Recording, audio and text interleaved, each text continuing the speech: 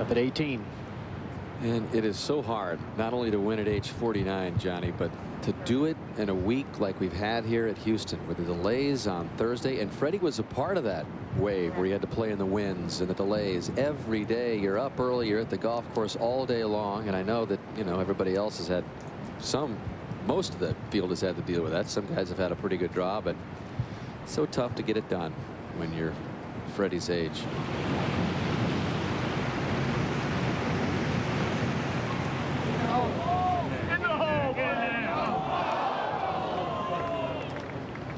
So Couples, after getting it to 12 under, stumbles with 3 straight bogeys down the stretch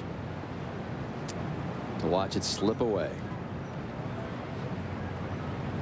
Well, it's a good looking putt, and like Roger said, it does break more than a little bit.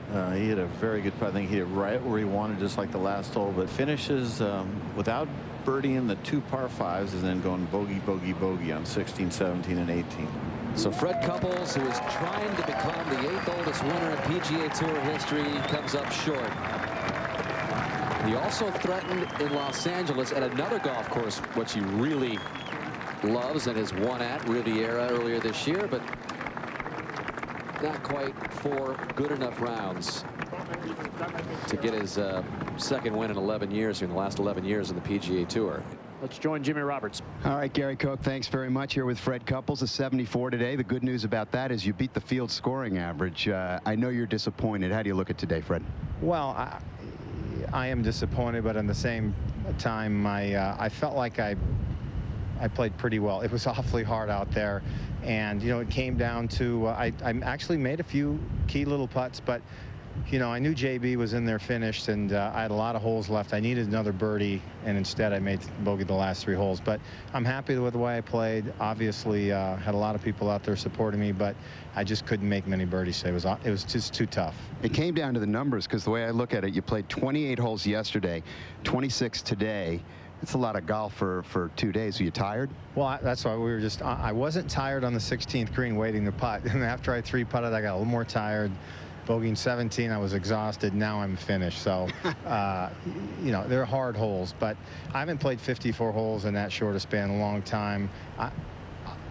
I'm pretty tired, and my back's holding up, so that's a good sign, too. What about the emotion? You mentioned it before. We talked about this yesterday of coming out here. You told me that no matter what you do, they're going to cheer for you out here. At any point, does the emotion get in the way when you come to a place like Houston where you have so many connections? No, not really. I mean, it did when I won, and if I'd have won again today, it probably would have killed me, too. But, you know, the main thing for me is when I come here, I have, thank God, lots of people follow me around, not as many as I used to, but they're pretty loud here, and they're yelling, you know, go Cougars, Cougar, Cougar, Cougar.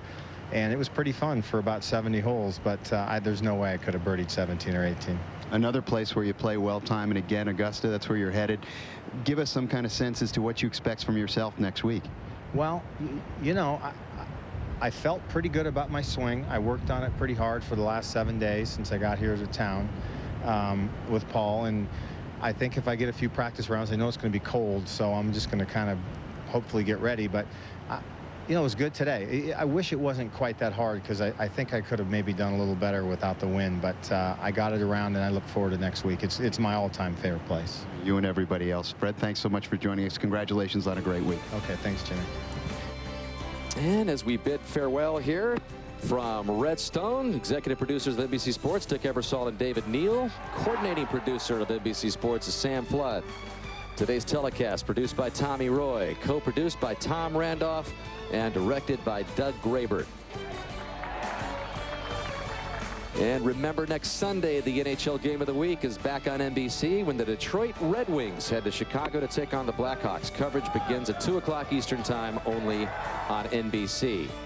And then we've got the U.S. Open coming up, second major of the year, and part of the fun there will be Bethpage Black in the Golf Digest U.S. Open Challenge as they try to break 100 there, coming in June, only on NBC. And this has been a great 6 weeks on the Southern Swing. We have had some action-packed drama here, including Tiger Woods' birdie at the 72nd hole last week at Bay Hill. And a reminder, shortly after today's telecast, go to NBCSports.com for the Shell Houston Open wrap-up. And then a couple of weeks, again, the Champions Tour is back on NBC with the Outback Steakhouse Pro-Am in Gary Koch's hometown of Tampa. Tonight on NBC, beginning at 7, 6 Central, it's Dateline NBC, followed by Kings and Celebrity Apprentice. They're all new, and it's tonight on NBC. For our entire crew here in Houston, so long from Redstone, Paul Casey, the champion.